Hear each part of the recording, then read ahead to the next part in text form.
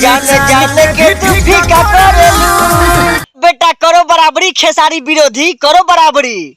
बाप के नाम साग पाता, बेटा के नाम परवरवा।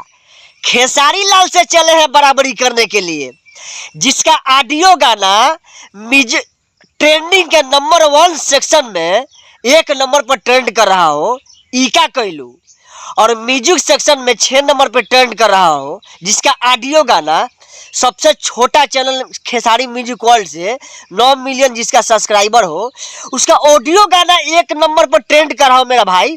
इससे भोजपुरी के लिए गर्व की बात है, जो कि सारे हिंदी गाना उसके पीछे नीचे है। और एक ऑडियो गाना, वीडियो तो अभी आना बाकी है, ऑडियो गाना जिसका नंबर 1 पे ट्रेंड कर रहा हो। खेसारी लाल यही नहीं ब्रांड है मेरा भाई। खेसारी बनने के लिए कलेजा चाहिए।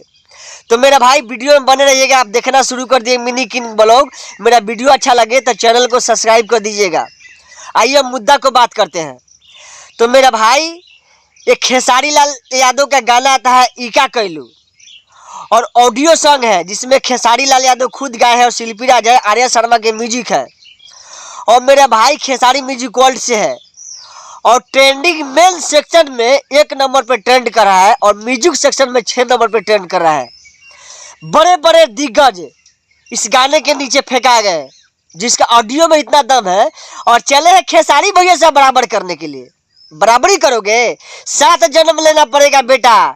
खेसारी विरोधी, जो खेसारी विरोधी है ना, उसको 7 जन्म लेना पड़ेगा। अपने स्टार से बोल दो कि ऐसा ट्रेंडिंग में कभी जलवा नहीं दिखेगा, आपका कभी नहीं दिखेगा।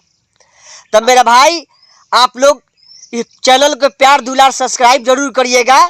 जय माता दी।